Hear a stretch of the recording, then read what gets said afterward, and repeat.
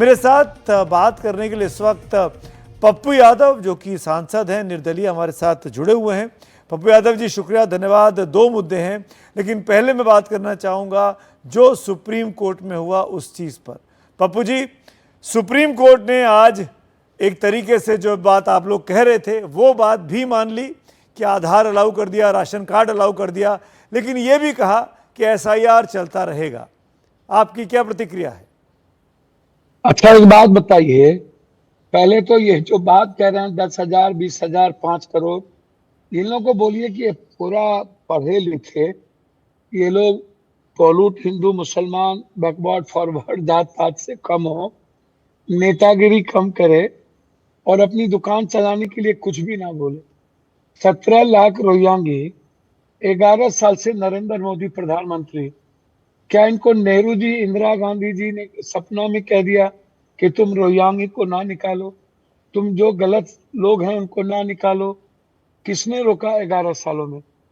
Arun Jaitley law minister रहते हुए जो वोटर लिस्ट के बारे में किसके नाम जुड़ेंगे, किसके नाम छटेंगे, किनको रखना प्रोसेस है, वो भी क्लियरिटी किया था। वो भी ये नहीं पढ़ते हैं, उनको भी ये पढ़ना चाहिए, इन्हीं के नेता थे। दूसरी बात, 6 महीना पहले वोटर लिस्ट क्लियर हो गया, बन गया। काफी पैसे खर्च हुए, जिनको निकालना था नाम निकाले गए, जिनका गलत था उसको हटाए गए, जिनको जोड़ना था जोड़े गए।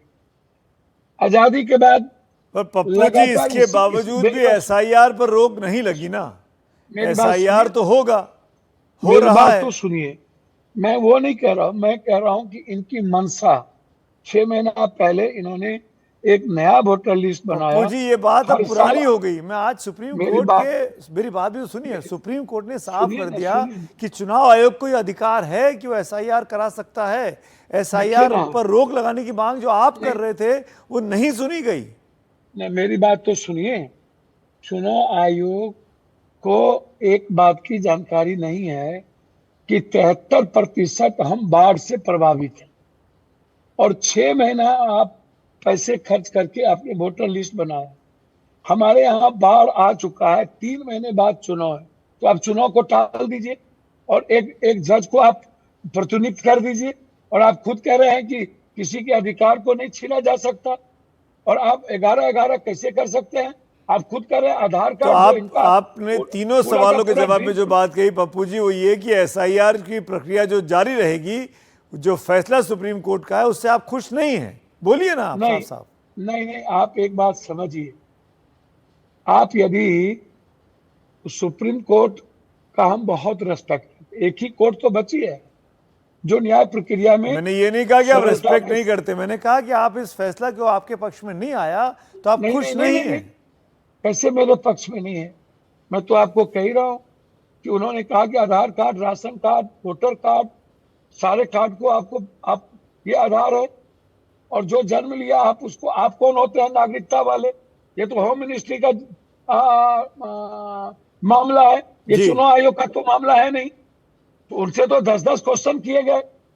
अब जहां तक 28 तारीख को दिया गया, तो हम तो इस पहलू को रखेंगे कि यदि फिर से इस एसआईआर, तरीके। आप कह रहे थे कि एसआईआर की जरूरत नहीं है, अभी अभी रिवीजन हुआ था, अभी अभी आप बोल हाँ, रहे थे ये पूरी प्रक्रिया बेकार हो गई, एसआईआर क्यों कराया जा रहा है?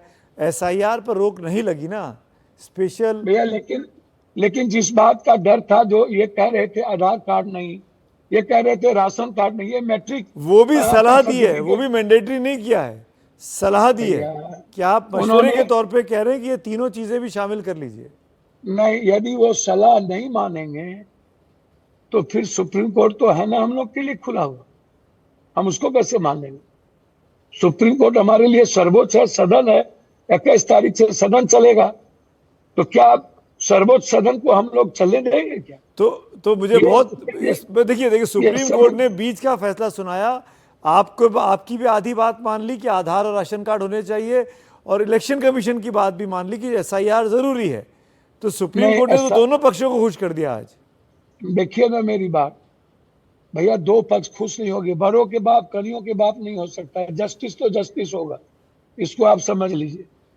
Justice delay and justice deny, ये दोनों चीज नहीं चल सकती।